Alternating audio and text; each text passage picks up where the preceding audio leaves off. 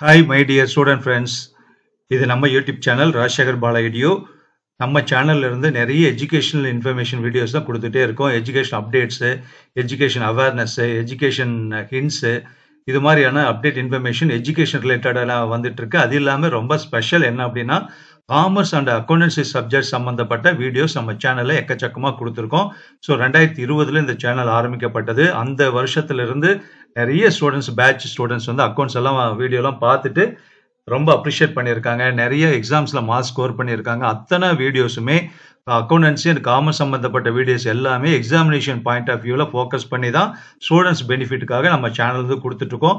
அதை நீங்கள் ஒவ்வொரு வீடியோனுடைய கமெண்ட்ஸில் பார்த்தீங்கன்னாவே பாசிட்டிவ் கமெண்ட்ஸ் எப்படி கொடுத்துருக்காங்கிறது தெரியும். ஸோ இப்போ இந்த வருஷம் படிச்சுட்டு இருக்கக்கூடிய ஸ்டூடெண்ட்ஸுக்கு தெரியாமல் இருக்கலாம் 2025 ஏன்னா 5 இயர்ஸ் ஆச்சு நம்ம சேனல் ஸ்டார்ட் பண்ணி. ஸோ அதனால் உங்களுக்காக அக்கௌண்ட்ஸ் வீடியோஸ் வந்து நம்ம ரெகுலராக இனி வந்துக்கிட்டே இருக்கும். ஸோ அதை கேட்டுட்டு சப்போர்ட் பண்ணுங்க, உங்கள் டவுட்ஸ் கிளியர் பண்ணிக்கோங்க. கண்டிப்பாக எக்ஸாமினேஷன் பாயிண்ட் ஆஃப் வியூவில் உங்களுக்கு ரொம்ப ரொம்ப யூஸ்ஃபுல்லாக இருக்கும். ரொம்ப சிம்பிளாக எக்ஸ்பிளைன் பண்ணியிருக்கேன். ஸோ எக்ஸ்பெக்டட் ப்ராப்ளம்ஸ் இதில் நிறைய கொடுத்துருக்கேன், கொடுத்துட்டே இருக்கோம், நிறைய வீடியோஸில் கொடுத்துருக்கோம். அதே ப்ராப்ளம்ஸ் நிறைய எக்ஸாம்ஸில் வந்திருக்குன்னு ஸ்டூடெண்ட்ஸ் சொல்லியிருக்காங்க. ஸோ அதுதான் நம்ம சேனலுக்கு இருக்கக்கூடிய ஒரு பெரிய ப்ளஸ் பாயிண்ட் அண்டு கிரெடிட். ஓகேவா? ஸோ இந்த வீடியோவில் நம்ம என்ன கேட்க போகிறோம் அப்படின்னா, என்ன நம்ம டாபிக் பார்க்க போகிறோம் அப்படின்னா, அதை முன்னாடியே நம்ம சேனல் வந்து சப்ஸ்கிரைப் பண்ணிவிடுங்க. அப்போ தான் நம்ம சேனல் போடக்கூடிய எல்லா வீடியோஸும் வந்து உங்களுக்கு ரீச் ஆகிடும், நோட்டிஃபிகேஷன் வந்துடும். நீங்கள் எல்லாம் பார்த்துக்கலாம், கேட்டுட்டு லைக் பண்ணிவிடுங்க கண்டிப்பாக. ஸோ இந்த வீடியோவில் model journal entries in the books of the drawee. So drawee அப்படின்னாவே both parties are related with the bill of exchange. மாற்றுச்சீட்டுகள் அந்த சாப்டரோட தான் வந்து ரிலேட்டட் ஆகுது. ஸோ மாற்றுச்சீட்டுகள் பில் ஆஃப் எக்ஸ்சேஞ்ச் அப்படிங்கிறது வந்து பிகாம் ரிலேட்டட் எந்த கோர்ஸ் பிகாமாக இருந்தாலும் சரி, அதாவது BCom general, BCom BA, BCom CA, BCom IT, BCom ecommerce, BCom international business எதாக இருந்தாலும் கண்டிப்பாக ஃபர்ஸ்ட் செமஸ்டரில் பிரின்சிபல்ஸ் ஆஃப் அக்கௌண்டிங் அல்லது பிரின்சிபல்ஸ் ஆஃப் அக்கௌண்டன்சின்னு சொல்லிட்டு எல்லா யூனிவர்சிட்டியில் இருக்கக்கூடிய அஃபிலியேட்டட் நான் அட்டானமஸ் காலேஜஸ்லையும் அஃபிலியேட்டட் காலேஜஸ்லையும் கண்டிப்பாக இருக்கும். ஃபர்ஸ்ட் செமஸ்டர்லேயும் இந்த அக்கௌண்டன்சி பேப்பர் இருக்கும். அதில் இந்த சாப்டர் பில் ஆஃப் எக்ஸ்சேஞ்சும் கண்டிப்பாக இருக்கும். அத்தனை ஸ்டூடெண்ட்ஸ்க்கு யூஸ்ஃபுல்லாக இருக்கும். ஸோ சப்போஸ் நீங்கள் செகண்ட் இயர் தேர்ட் இயர் படிக்கிற ஸ்டூடெண்ட்ஸாக இருந்தால் இந்த வீடியோ வந்து உங்கள் ஃப்ரெண்ட்ஸ் ஜூனியர்ஸ்க்கோ உங்கள் தம்பிங்க யாராவது படிச்சுட்டு இருந்தாலும் அவங்களுக்கு வந்து ஷேர் பண்ணுங்கள், யூஸ்ஃபுல்லாக இருக்கும். ஸோ இதுக்கு முன்னாடி 2 வீடியோ நான் பில் ஆஃப் எக்ஸ்சேஞ்ச் வந்து கொடுத்துருக்கேன். அதனுடைய லிங்க் இந்த வீடியோ டிஸ்கிரிப்ஷனில் கொடுக்குறேன். Bill of exchange first video பார்த்தீங்கன்னா மீனிங் தியரிட்டிக்கல் இன்ஃபர்மேஷனாக நான் அதில் சொல்லியிருக்கேன். அதாவது meaning, bill of exchange meaning என்ன, அதே மாதிரி டிராயர்னா யார், டிராயினா யார் அப்படிங்கிறது எல்லாமே சொல்லியிருக்கேன். 2வது வீடியோ வந்து model journal entries in the books of the drawer. அவர் புக்கில் ஏன்னா டிராயர் டிராயி அப்படிங்கிறது 2 important parties involved in the bill of exchange. அவங்க டிராயர் புக்கில் எப்படி மாடல் ஜேர்னல் என்ட்ரிஸ் வரும்னு கொடுத்துருக்கேன் அந்த வீடியோ. அதே மாதிரி இது வந்து model journal entries in the books of the drawee. So அவர் புக்கில் என்னென்ன மாடல் என்ட்ரிஸ் பார்த்துட்டு அடுத்த வீடியோ 4வது வீடியோலேருந்து ப்ராப்ளம்ஸ் ஃபுல்லாகவே நம்ம பார்க்கலாம். ப்ராப்ளம்ஸ் அண்ட் சொல்யூஷனோட. ஏன்னா இதில் வந்து மார்க் எப்படி நல்லா ஸ்கோர் பண்ண முடியும்னா எல்லாமே என்ட்ரி தான், உங்களுக்கு ஃபார்முலாவோ எதுவுமே கிடையாது, ஜேர்னல் என்ட்ரி தான். இந்த வீடியோவில் இந்த டிராயி பற்றி நான் ரொம்ப சிம்பிளாக உங்களுக்கு புரியுற மாதிரி எக்ஸ்பிளைன் பண்ணியிருக்கேன். கண்டிப்பாக அதை கேட்டிங்கன்னா உங்களுக்கு புரியும். அதனால் ஃபார்முலா மாதிரி ஞாபகம் வச்சுக்கணும், ஞாபகத்துக்கு வரலன்னா அந்த சாப்டர் போட முடியாதுங்கிற மாதிரியெல்லாம் இல்லை. நம்ம அக்கௌண்டிங் ரூல்ஸ் இருக்கு இல்லையா, debit credit rules, golden rules of accounting, அதை பேஸ் பண்ணி தான் ஜேர்னல். அதை புரிஞ்சுக்கிட்டோம்னாவே நம்ம கண்டிப்பாக எல்லாமே ஒர்க் அவுட் பண்ணலாம். ஓகே, ஸோ இன்ட்ரோ போதுன்னு நினைக்கிறேன். இப்போ மாடல் ஜேர்னல் என்ட்ரிஸ் போயிடலாம். ஸோ பொதுவாக வந்து பார்த்தீங்கன்னா பிஸ்னஸில் அப்படின்னா பொருளை விற்கிறவர் செல்லர், வாங்குறவர் வந்து பையர். அது கேஷ் டிரான்சாக்ஷன் இருந்ததுன்னா அதோட முடிஞ்சது, யாரு பார்ட்டி பேரே வேண்டியதில்லை, பில் ஆஃப் எக்ஸ்சேஞ்சுக்குங்கிற என்ட்ரியே கிடையாது. ஆனால் goods are sold for credit, கடனுக்கு சேல்ஸ் பண்ணுறோம், கடனுக்கு பர்ச்சேஸ் பண்ணுறோம் அப்படின்னா தான் நமக்கு என்ன ஆகுன்னா பார்ட்டிஸினுடைய செல்லருடைய நேமும் பையருடைய நேமும் நமக்கு தேவைப்படுது. செல்லர்ஸ் தன்னுடைய அக்கௌண்ட்ஸ் புக்கில் பையருடைய அக்கௌண்ட் மெயின்டைன் பண்ணுவாங்க. அவர் எவ்வளோ தரணும், அவருக்கு எவ்வளோ கிரெடிட் சேல்ஸ் பண்ணணும், அவர் எவ்வளோ நமக்கு பணம் தரணும் அப்படிங்கிறதெல்லாம் மெயின்டைன் பண்ணுவார். அதே மாதிரி பர்ச்சேசர் பார்த்தீங்கன்னா கிரெடிட் பர்ச்சேஸ் பண்ணியிருக்காங்களே, அவர் யார்கிட்ட இருந்து எவ்வளோ பொருள் கடனுக்கு வாங்கி இருக்கோம், பர்ச்சேஸ் பண்ணியிருக்கோம், அவருக்கு எவ்வளோ அமௌண்ட் இன்னும் பே பண்ண வேண்டியிருக்குங்க அதெல்லாம் தெரிஞ்சுக்கிறதுக்கு அவருடைய அக்கௌண்ட்டு, செல்லருடைய அக்கௌண்ட் மெயின்டைன் பண்ணுவார். ஸோ இந்த டைமில் பில் ஆஃப் எக்ஸ்சேஞ்சுங்கிறது வந்து உள்ள என்ட்ரி ஆகுது. ஏன்னா ஒரு குறிப்பிட்ட பீரியடுக்கு அப்புறம் கடன் உண்டான அமௌண்ட்டை நான் செட்டில் பண்ணுறேன்னு நம்ம பையர் சொன்னாலும் அதுக்கு ஒரு அத்தாட்சியாக ஆதாரமாக ஒரு பாண்ட் எழுதிக்குவாங்க. அதுதான் பில் ஆஃப் எக்ஸ்சேஞ்சுன்னு சொல்கிறாங்க. அது ஃபார்மேட் பாருங்கள், இந்த மாதிரி இருக்கும். டைம், இந்த டைமில் இவ்வளோ அமௌண்ட்டுக்குள்ளே நான் இந்த அமௌண்ட்டை இந்த டைமுக்குள்ளே இவருக்கு நான் பே பண்ணிடுறேன்னு சொல்லி அந்த பில் ஆஃப் எக்ஸ்சேஞ்ச் எழுதுவாங்க. எழுதுறது வந்து பை செல்லர் தான் எழுதுவாரு. இந்த பில்லு எழுதுனாவே அவர் வந்து டிராயர் ஆயிடும். the bill is drawn by the person, that's why he is called as a drawer. யார் அந்த பில்லை எழுதுறாரோ அவர் தான் வந்து டிராயர். டிராயர்னாவே எழுதுறவரு. ஓகேவா? செல்லர் வந்து டிராயரா மாறிடுறாரு. கிரெடிட் சேல்ஸ்க்கு அப்புறம் இந்த பில் எழுதுறப்போ. அதே மாதிரி ஆப்போசிட் பர்ச்சேசர் இருக்கார் இல்லையா, அவர் பர்ச்சேசர்ங்கிற வந்து நாம வந்து பில்லு எழுதின உடனே என்னன்னா டிராயி ஆயிடுறாரு. ஏன்னா யார் மேல அந்த பில் எழுதப்படுதோ, யாரு அந்த பணம் தரேன்னு ஒத்துக்கிறாங்களோ, ஸோ அதனால அவரை வந்து டிராயின்னு சொல்லுவோம். இப்போ அந்த டிராயி புக்கில் தான் என்ன என்ட்ரின்னு பார்க்க போறோம். ஸோ பொதுவாக பில் ஆஃப் எக்ஸ்சேஞ்ச் டிரான்சாக்ஷன்ஸ் வந்து ரெண்டு மேஜர் ஏரியாவை வந்து டிபெண்ட் பண்ணியிருக்கு. ஒன்று வந்து ஹானரிங் த பில்லு, இன்னொரு வந்து dishonouring the bill. Honouring the பில்லுனா பில்லு டிராயி வந்து சைன் பண்ணி டிராயருக்கு கொடுத்துறாரு. இந்த டேட்டுக்குள்ள கண்டிப்பா நான் கொடுத்துறேன் பணத்தை அப்படின்னு சொல்லி சைன் பண்ணி கொடுத்துறாரு. அந்த டாக்குமெண்ட்டுக்கு பேரு பில் ஆஃப் எக்ஸ்சேஞ்ச் நான் சொன்னேன். இப்போ அவர் அந்த குறிப்பிட்ட தேதியில அதுல என்ன டேட் சொல்லியிருக்கோ அதுல அந்த தேதியில அவர் கரெக்டா செட்டில் பண்றதுதான் வந்து ஹானரிங் த பில்லு. அது இந்த 5 சர்க்கம்ஸ்டன்சஸ்ல சூழ்நிலைகள்ல நடக்கும். அடுத்தது இன்னொன்னு பாத்தீங்கன்னா டிஸ்ஹானரிங் த பில்லு. என்னால பணம் தர முடியல அப்படின்னு சொன்னா அவர் அந்த பில்லை மதிக்கல அல்லது அதுக்கு வந்து பணம் தர்ற அளவுக்கு அவர்கிட்ட பணம் இல்லை, அதனால அவர் வந்து மறுத்துட்டாரு அப்படின்னு அர்த்தம். அது வந்து அதுவும் அந்த 5 தான், ஃபர்ஸ்ட் 5 தான்.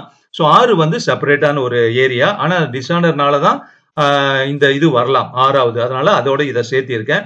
So honouring the bill, dishonouring the bill 2 area இருக்கு. முதல்ல ஹானரிங் த பில்லு வந்து என்னன்னா, நான் இது போன செகண்ட் வீடியோல கூட எக்ஸ்பிளைன் பண்ணியிருக்கேன்.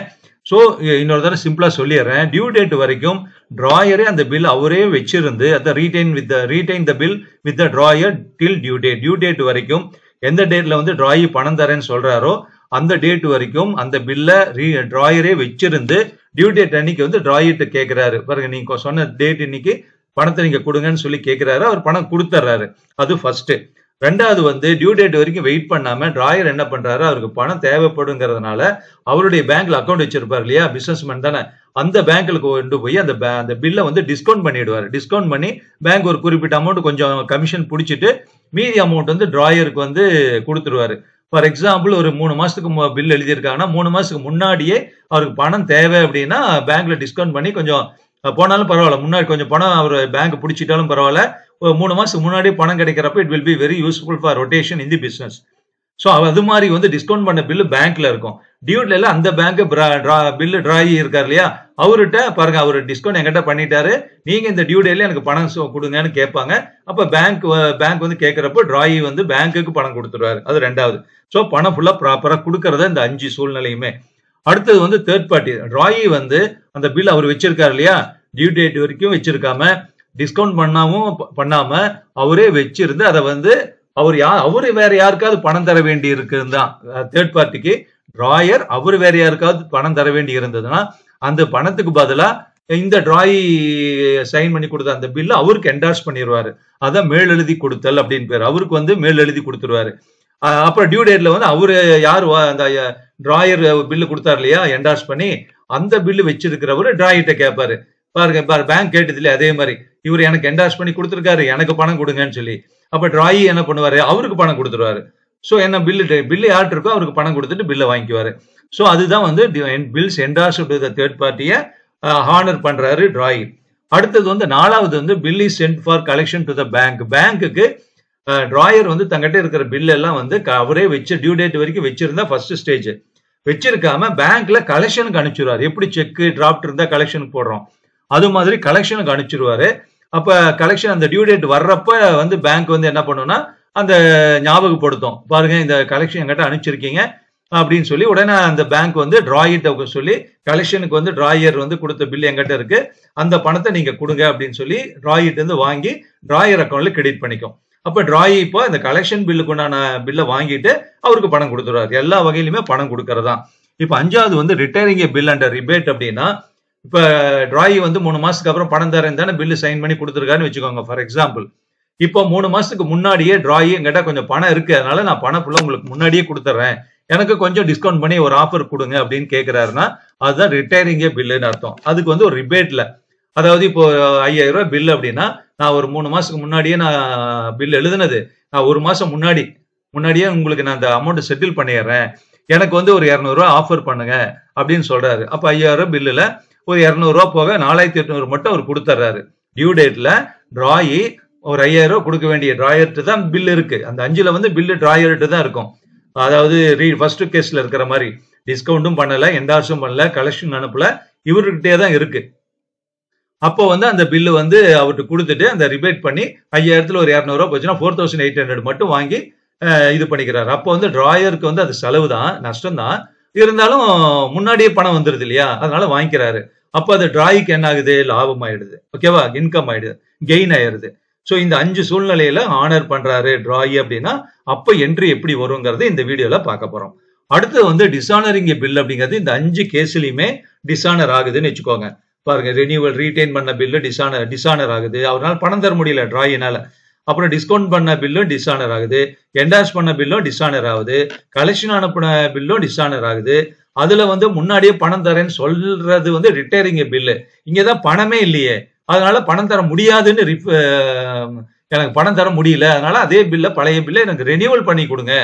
முன்னாடி கொடுக்கறது ஹானர்ல, டிசானர்ல வந்து நான் பின்னாடி தரேன், எனக்கு இன்னொரு தடவை ரெனியூவல் புதுப்பிச்சு கொடுங்க, இன்னொரு 3 மாசம் டைம் போட்டு இன்னொரு பில் எழுதுங்கன்னு சொல்றதா ரெனியூவல்.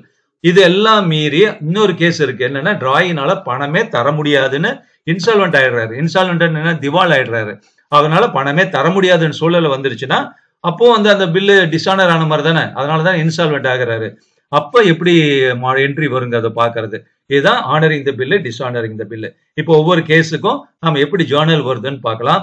சார் ஒரு சம்ல வந்து இத்தனையும் வருமா அப்படின்னா, ஒரு டிராயர் ஏன்னு இருக்காரு, அவர் பிக்கு வந்து கிரெடிட் சேல்ஸ் பண்றாரு, பி வந்து டிராயி, ஏ வந்து டிராயர். இப்ப டிராயர் புக்ல என்ட்ரி போறதுன்னு 2வது வீடியோல பார்த்துட்டோம். இப்ப டிராயி புக்ல என்ட்ரி போடுறப்ப இப்ப அவர் வந்து ஒரு பில் எழுதி கொடுத்துறாரு, ஒரே பில்லு தான். அந்த ஒரு பில்லு வந்து ஒன்னு டியூ டேட் வரைக்கும் டிராயரே வச்சிருக்கணும், இல்ல டிஸ்கவுண்ட் பண்ணணும், இல்ல கலெக்ஷனுக்கு அனுப்பணும், இல்ல என்டார்ஸ் பண்ணணும். சோ இந்த சூழ்நிலை ஏதாவது அந்த ஒரு பில்லுக்கு அந்த ஒரு கேஸ் தான் நடக்கும். அப்ப அதுக்குண்டான என்ட்ரி மட்டும் போட்டா போதும். இப்போ ஃபார் எக்ஸாம்பிள் இப்ப என்ட்ரி பார்க்கலாம், மாடல் ஜேர்னல் என்ட்ரிஸ். இப்ப பர்ச்சேஸ் பண்ணதுக்கு நம்ம என்ட்ரி போடுறோம். இப்ப டிராயி பாயிண்ட் ஆஃப் வியூல பாருங்க, அவர் என்ன பண்ணிருக்காரு, பிசினஸ்ல அவரு டிராயர் இருந்து, அதாவது இப்ப ஏன்னு வச்சுக்கோங்களேன், இவர் டிராயை வந்து பின்னு வச்சுக்கோங்க, ஏ வந்து டிராயர், அவர் வந்து செல்லர், அவர் பொருள் வித்திருக்காரு. இப்ப நம்ம என்ட்ரி போட போறோம் நம்ம பர்ச்சேசர் புக்ல. அப்ப கூட்ஸ் பர்ச்சேஸ் பண்றோம், goods comes in. So purchase account data யார் கொடுத்தாங்க, செல்லர் கொடுத்தாரு. அப்ப அவரு பேரை கிரெடிட் பண்ணணும். சோ செல்லர் அக்கௌண்ட்டை கிரெடிட் பண்ணியிருக்கேன். அப்ப ஏன் சார் டிராயர்னு எழுதுறீங்கன்னா, அவர் தான் பில் எழுதின உடனே டிராயர் ஆக போறாரு இல்லையா, அவர் தானே பில் எழுத போறாரு. முதல்ல சேல்ஸ் என்ட்ரி வந்துடும், சம்ல வந்து பேர் போடுறப்ப உங்களுக்கு ஈஸியா இருக்கும். Purchase account data to A அப்படின்னு வரும், அவ்வளவுதான். So being the goods purchase on கிரெடிட்டுக்கு பர்ச்சேஸ் பண்றாரு. பர்ச்சேஸ் பண்ணோம்னா என்ன ஜேர்னல் என்ட்ரி ஃபர்ஸ்ட் யூனிட்ல போடுவோமோ அதே தான் அப்படியே வரும். ஓகேவா, as per golden rules of accounting என்ன வருமோ, purchase account data to seller போடுறோம் இல்லையா, அதுதான். 2வது வந்து உடனே அவர் என்ன பண்றாருன்னா, ஒரு பில்லு எழுதி சைன் கேட்கிறாரு டிராயிட்ட. டிராயி சைன் பண்ணி பில்ல கொடுத்துறாரு. யாருக்கு கொடுக்குறாரு, டிராயருக்கு கொடுக்குறாரு. அப்போ டிராயரா இருக்காரு இல்லையா, செல்லர் டிராயரா மாறிடுறாரு. அப்போ அவரு அதே ஏ தான். ஸோ டெபிட் த ரிசீவர், அந்த பில் அவருக்கு கொடுத்ததுனால அவரை டெபிட் பண்ணிக்கிறோம். பர்சனல் அக்கௌண்ட் படி டிராயர் அக்கௌண்ட் டேட்டா என்ன கொடுக்குறாரு, பில்லு கொடுக்குறாரு. பில்லு வந்து ரியல் அக்கௌண்ட், சொத்து, அதாவது லைபிலிட்டி, பில்ஸ் பேயபிள், லைபிலிட்டி, சொத்து லைபிலிட்டி எதா இருந்தாலும் நமக்கு கிரெடிட் வாட் கோஸ் அவுட் வந்துடும். அப்போ வந்து அதை வந்து கிரெடிட் பண்ணிக்கிறோம். So drawer account data bills payable. என்ன நேரேஷன் கிளியர் எழுதணும், being the bill accepted and return to the drawer. அந்த பில்லு டிராயர் எழுதின பில்ல அக்செப்ட் பண்ணி ஏற்றுக்கொண்டேன்னு சொல்லி அக்செப்டட்னு போட்டு சைன் பண்ணி டிராயருக்கு கொடுத்துருவார், ரிட்டர்ன் பண்ணிடுறாரு. ஸோ இந்த 2 entry common. First entry just sales purchase, credit பர்ச்சேஸ்க்கு மட்டும்.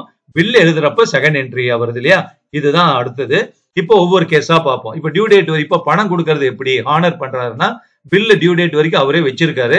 டியூ டேட்ல அந்த பில்லை வாங்கிட்டு பணம் கொடுக்குறாரு. பில்லு வந்து ஏற்கனவே கொடுத்தப்ப செகண்ட் என்ட்ரில என்ன பண்ணோம், credit what goes out and bills payable credit பண்ணோம் இல்லையா. இப்ப பில்லுக்கு உண்டான பணம் கொடுக்குறப்ப என்ன ஆகும், அந்த பில்லு கேன்சல் ஆகணும். அப்ப பில்லை வாங்கிட்டு தான் கொடுக்குறாரு. அப்ப பில்லு வந்து நம்ம கம்சின், அதனால பில்ஸ் பேயபிள் கிரெடிட் பண்ணி டெபிட் பண்ணிட்டு அவருக்கு கேஷ் கொடுத்துறோம். ஓகேவா, bills payable account data to cash. Bill கொடுக்குறப்ப கிரெடிட் பண்றோம், பில்லு வர்றப்ப பில்ஸ் பேயபிள், அதே பில்ஸ் பேயபிள் டெபிட் பண்றப்ப ஆட்டோமேட்டிக்கா பில்ஸ் பேயபிள் நமக்கு கேன்சல் ஆயிடும்.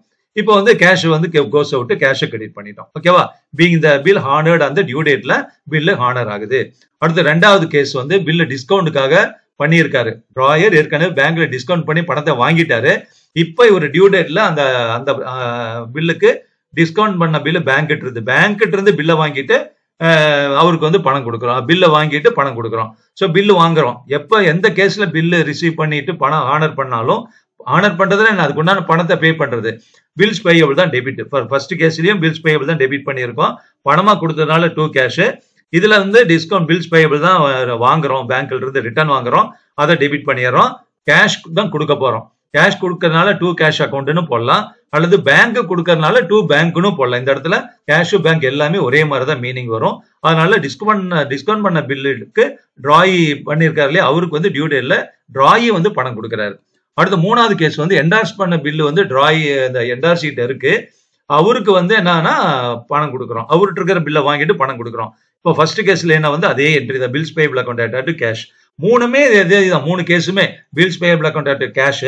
ரெண்டாவது பேங்க்ல டிஸ்கவுண்ட் பண்ணதுன்னா பில்ஸ் பேயபிள் அக்கௌண்ட் அட் கேஷே போடலாம், அல்லது bills payable account at cash பதிலாக 2 பேங்க் அக்கௌண்ட் கிரெடிட் பண்ணலாம். இப்போ என்டார்ஸ் பண்ண பில்லுக்கும் bills payable account at cash தான்.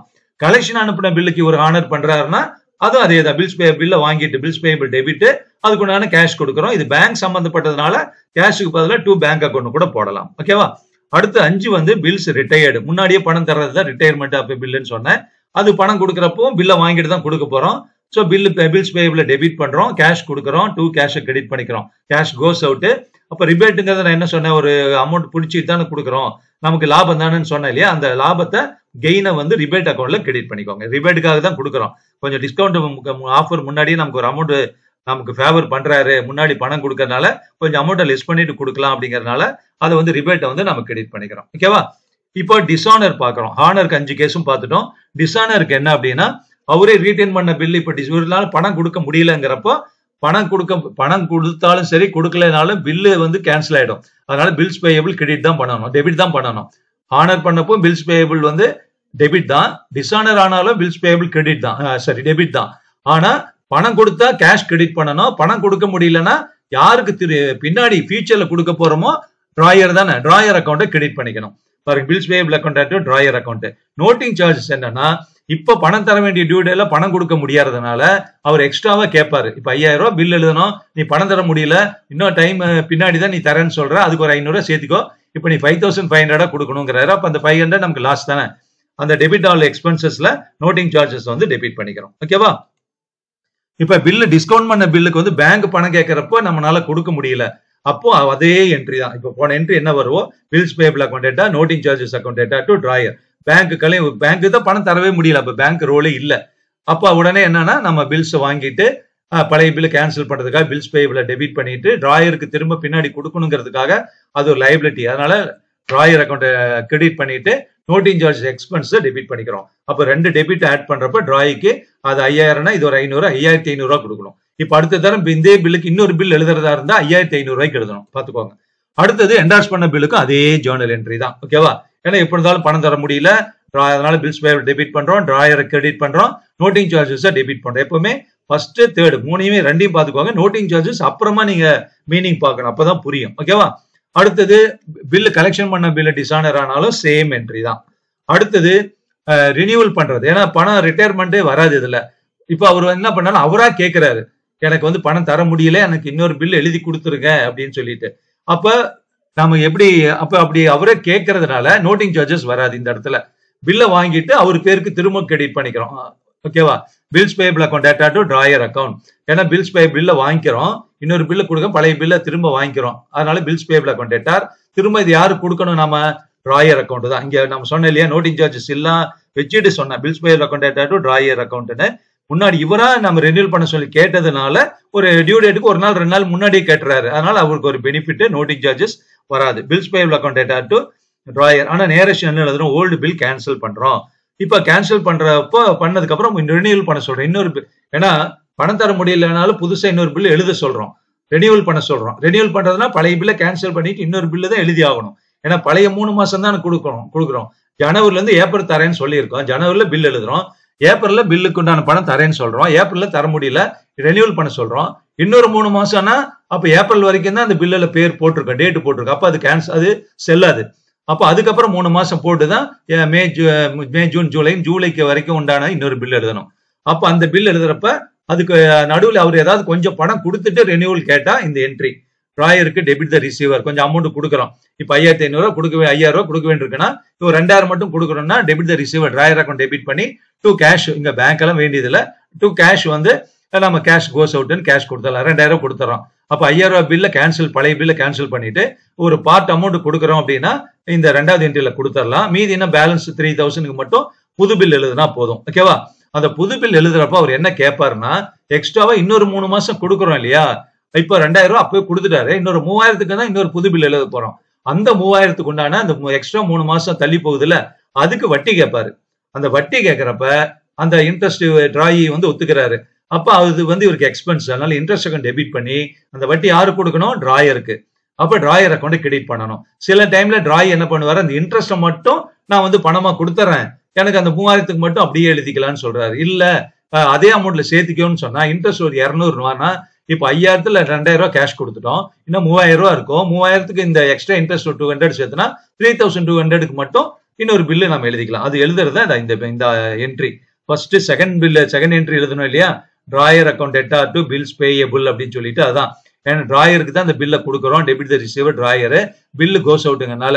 அப்ப ஃபர்ஸ்ட் செகண்ட் என்ட்ரி என்ன வருதோ அது வந்து ரெனியூவல் பண்றப்ப ஆட்டோமேட்டிக்கா வந்துடும். இப்ப இன்சால்வென்ட் ஆயிராரு, இது செப்பரேட் ஒரு என்ட்ரி. இன்சால்வென்டி சம் வர்றப்போ இதை நான் தனியா செப்பரேட்டா உங்களுக்கு எக்ஸ்பிளைன் பண்றேன், இந்த இடத்துல வேண்டாம். ஓகேவா? சோ 5 கேசஸ் வந்து ஹானரிங் த பில், 5 கேசஸ் வந்து டிஸ்ஆனரிங் த பில். இதை வந்து எக்ஸ்பிளைன் பண்ணியிருக்கேன் வித் மாடல் என்ட்ரிஸோட. இன்சால்வென்ட் மட்டும் ஒரு பெண்டிங் இருக்கு, 6வது பாயிண்ட் தான். ஆனா அந்த பாயிண்ட் செப்பரேட்டா இன்சால்வென்சி ஒரு வீடியோ சம் போடுறப்ப அதுக்கு முன்னாடி இந்த மாடல் என்ட்ரி எகைன் நான் கொடுத்து உங்களுக்கு எக்ஸ்பிளைன் பண்ணிட்டு அந்த சம் போடுறேன். ஓகேவா? இப்ப அது வேண்டாம், உங்களுக்கு அது புரியாது, கன்ஃபியூஸ் ஆகும். இப்போ ஹானர் பண்றது டிஃபரெண்ட் சர்க்கம்ஸ்டன்சஸ்ல எப்படி, டிஸ்ஆனர் பண்றது டிஃபரெண்ட் சர்க்கம்ஸ்டன்ஸ்ல எப்படி, சிச்சுவேஷன்ஸ்ல எப்படிங்கிறத நான் மாடல் என்ட்ரியா சொல்லியிருக்கேன். இது ப்ராப்ளம் போடுறப்போ உங்களுக்கு நல்லா புரியும். வேற ஏதாவது டவுட் இருந்ததுன்னா கமெண்ட் பாக்ஸ்ல சொல்லுங்க. இன்னும் இதே ஃபர்ஸ்ட் இயர் ஸ்டூடெண்ட்ஸ்க்கு வேற என்ன சாப்டர்ஸ் எல்லாம் உங்களுக்கு தேவைப்படுது, வீடியோஸ், ப்ராப்ளம் வீடியோஸா, தியரி வீடியோஸா, அதை மென்ஷன் பண்ணி கமெண்ட்ல சொல்லுங்க. அதுக்கு தகுந்த மாதிரி வீடியோ ப்ரிப்பேர் பண்ணி நம்ம சேனல்ல இருந்து வரும். அது கண்டிப்பா உங்களுக்கு எக்ஸாமினேஷன் பர்பஸ்ல, எக்ஸாமினேஷன்னா ஜஸ்ட் பாஸ் பண்றது கிடையாது, மார்க் ஸ்கோர் பண்றதுக்கு உண்டான வீடியோஸ் நம்ம சேனல்ல இருந்து வரும், நீங்க பாத்துக்கலாம். Thank you very much.